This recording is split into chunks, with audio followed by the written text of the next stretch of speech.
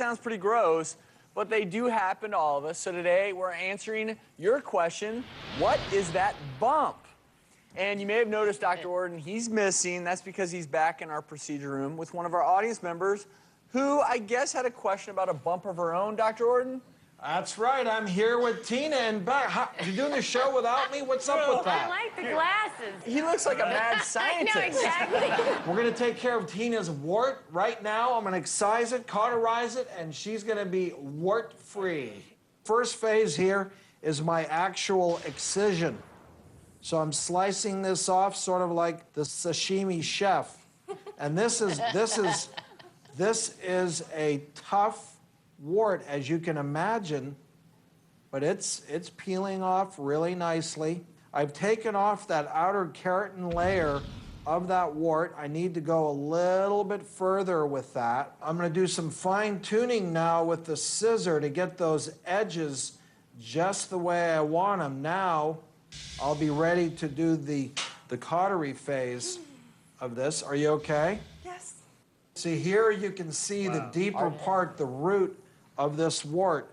You can see where this is coming from, and that's where I have to be more aggressive in terms of getting this core right there out. You okay? Yes, sir. And the reason for that, Dr. Orton, is if you leave part of the wart, the virus that causes the wart could very well cause a new wart to grow. With all these treatments, see, that was a blow for freedom right there. That we're now getting the core of that wart out of there. And you're so right, Travis, that the biggest problem with warts is recurrence. So now we're going to cauterize that bed, and that's going to, and you see what I do here, I do that, and then I remove the char, and that shows me if I've gotten all of that wart out of there. And I see that there's a little bit more. You two finish up, and in the meantime, we actually have a new warning to tell you about, and it involves an over-the-counter medicine. New concerns about some very popular drugs used to treat acid reflux and ulcers.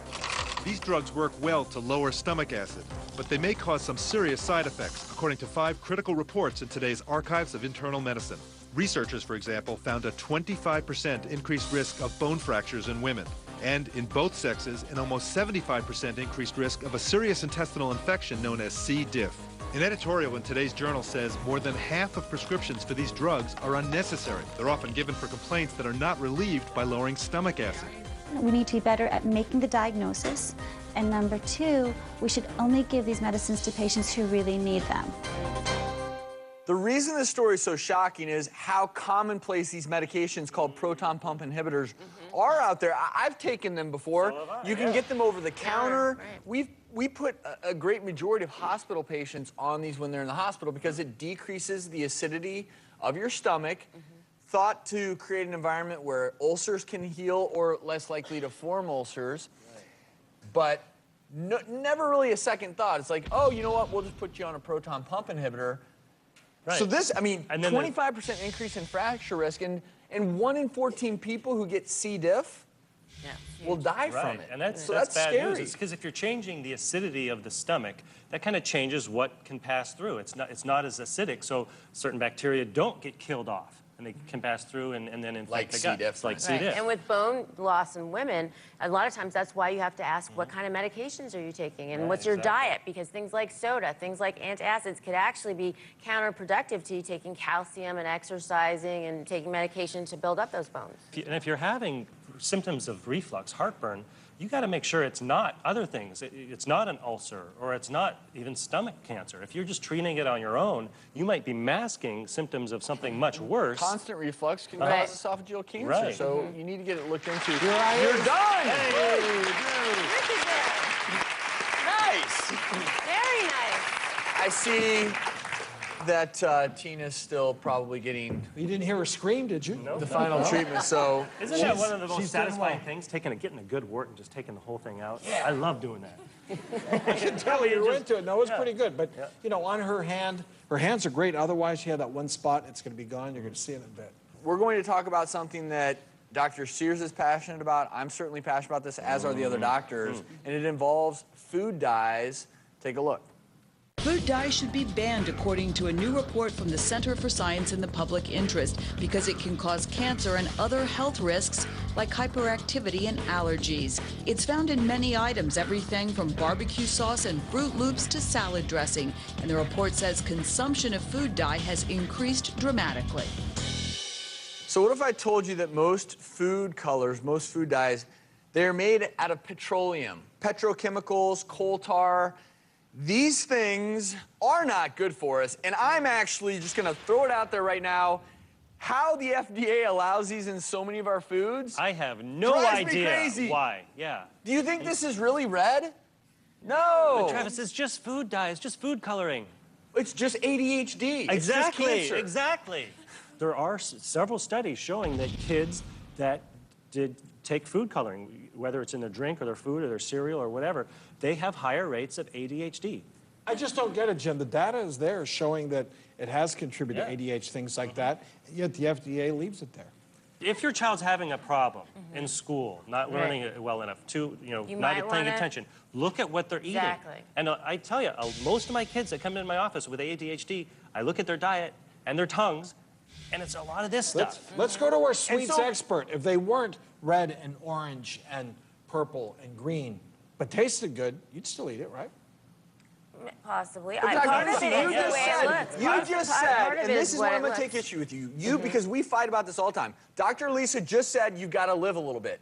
Yeah, you got to live. You want to live a life where you don't have ADHD. You want to live longer so you don't get cancer. So I don't think it's okay for you to say that. What about those protein drinks you drink? You know what? That's what we're going to talk about next. Because I Absolutely. agree with you. I used to drink these protein drinks. And believe me, Talk these about are all long changes ingredient I've list. made in the last few Yeah. years. These Because things can actually contribute to infertility in men.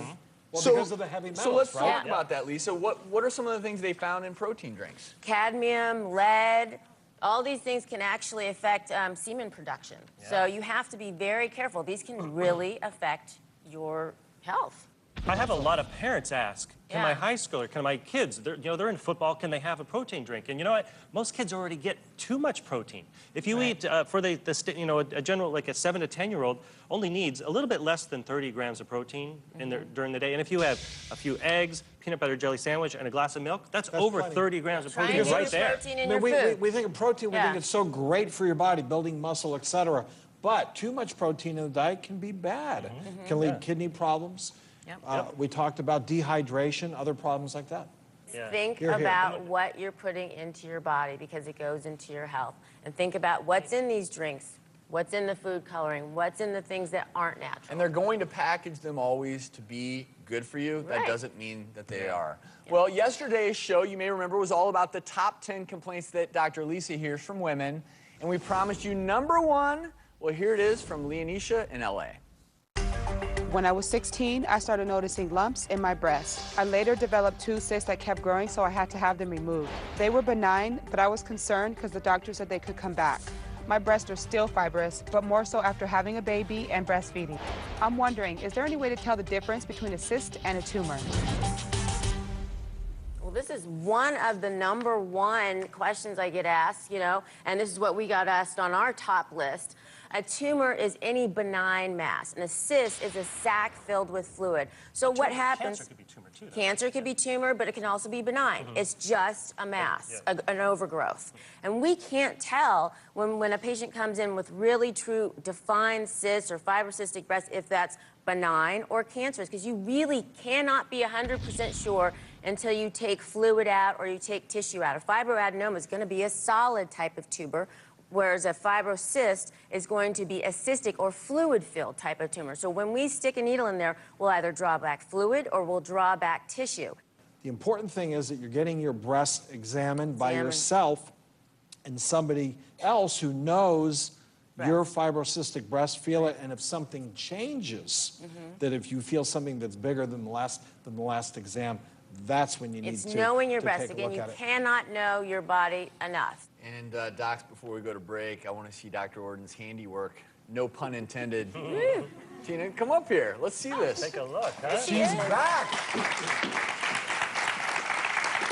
Well, at this point, I mean, that wart is gone. Yeah. Right now, it looks like it's slightly depressed, but as that heals, that's going to smooth out. What we want you to do is put a little Neosporin and a Band-Aid on there, and you're on your way. You are wart-free. Thank you so much. Thank you. Good job, Dr. Horn. Thank you. Yeah. Coming up, it's been all over the news, all over your house maybe. I'm talking about bed bugs, but how serious is this latest outbreak? And then later, is it a wart, a cyst, a pimple, or maybe even a boil? What is that bump?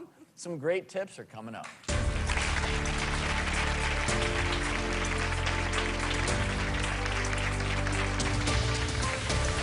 Coming up, using its hollow stylid like a straw, the insect drinks its host's blood, nearly doubling in size. And later, When I found that lump, especially in that place, I thought, what the heck is that? جربي أكتيفيا لايت الوحيد ب1% دسم.